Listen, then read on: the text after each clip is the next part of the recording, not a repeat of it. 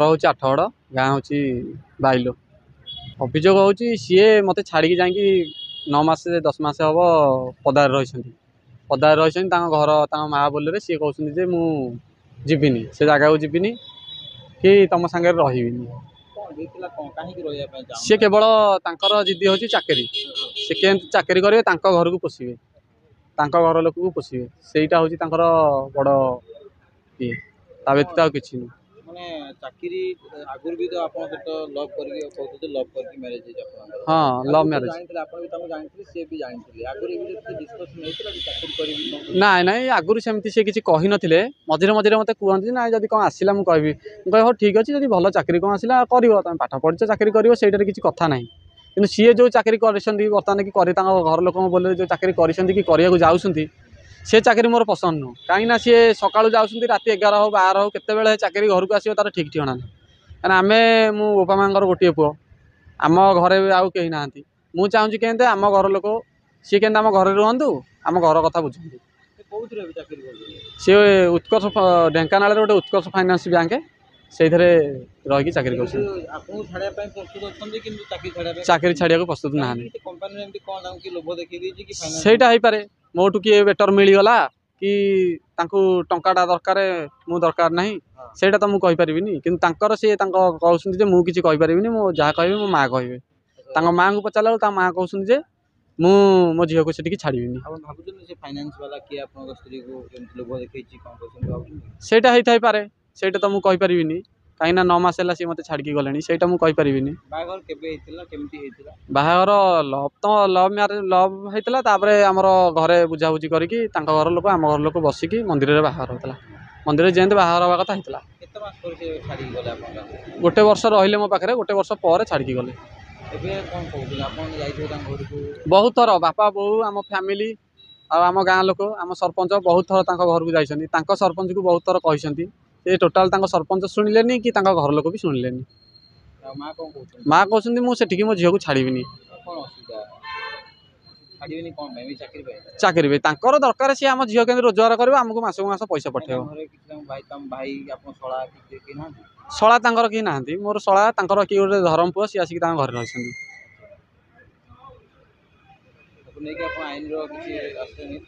ना आईन किसी नहीं मु तो बर्तमान फाइनाल करने को चाहती सी केस कर मो ना सी मत मुझे हैरान कली ये कली टर्चर कली आउ मेंटेनेंस खर्च मत मागिस मेंटेनेंस खर्च मासक 15,000 टका ना मागिस मुझे चाहूँगी केंदे सी मो पाखक फेरी आसतु गोटे वर्ष रहा अच्छी ना एमती किसी ना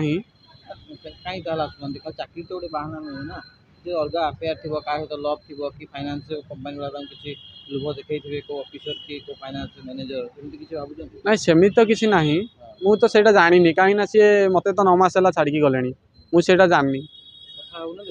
ना ना मुझे चाहूँगी जदि सी मत छाड़ी रहा चाहूँ खुशी रुहतु जदि मो पाक फेरिकी आसको चाहूँ फेरी आसतु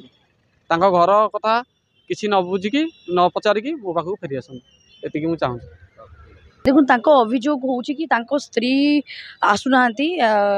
भल पाई दुहे बह करते बह आगे चाकरी डिस्टर्बांस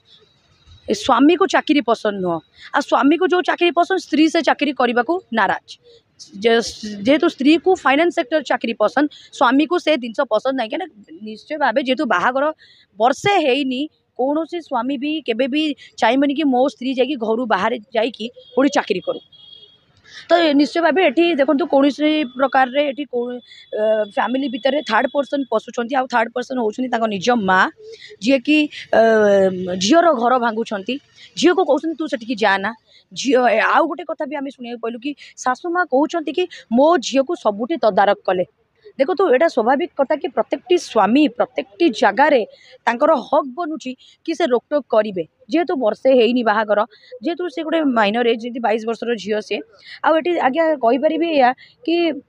प्रत्येक जगह माँ मैंने ही घर भांगुंट आमती मानने झील जुआई कली पशिकी झील जुआई व्यक्तिगत कथार पशिकी आपको आज्ञा मिलूँ कौन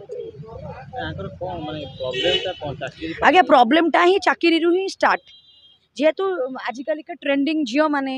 एटा दरकार सेटा दरकार फोन दरकार बुलवा दरकार जोटा सब जिन दरकार से पुओ कहला भाया कि माँ बापा को छाड़ी सी बाहर रही पार ना जेहेतु घर गोटे पुओ सी तो ये झील कौच मुझे चाकरी करी सी पुओ कौच कि मुझे तोर कौन अभाव कली तू चाकरी कर तो चाकरी ठीक अच्छे से चाकरी की भी अलाउ कला तापर भी से फाइनान्स सेक्टर जोटा कि पुओ को पसंद ना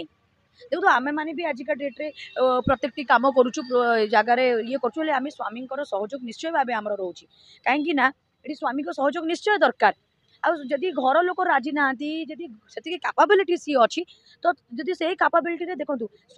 स्वामी से पुओ कहवा अनुजाई मोर जी सक्षम मु देवी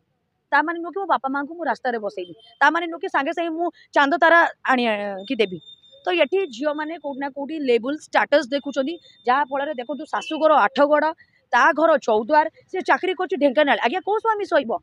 जी राति 11टा को कौ झील फेर पुणी नुआ बाहर आज्ञा आम भी दिने दिने नुआ बाहर वर्ष जाए आम भी घर बाहर नथिलु तो निश्चय ये कौटी ना कौटी पुओ मानी भी हारासमेंट होती आए पुओ एक्चुअली जनमान्यता पाख बहुत निरा केस आसी देखो झील मान व्यक्तिगत लाइफ रे पशिकी घर को भांगतुनी गोटे समाधान करूँ गोटे अंडरस्टांडिंग करूँ एबे केस झील माँ राजी है माँ ये कहला कि मु झील को छाड़बी जुआई पाखक तो ये कौट ना कौटी घर भांगुंट शाशु मैंने किरदार तक निभाऊँच सास बहु साजिश जोटा भी अच्छी ये पुओ घर भी से भांगा जुआई माने ये ताने झील को सपोर्ट करुँच जी शाशु सपोर्ट करुँच झीर जो भी एक्सट्रा मैरिटल अफेयर थी ये सपोर्ट करुँच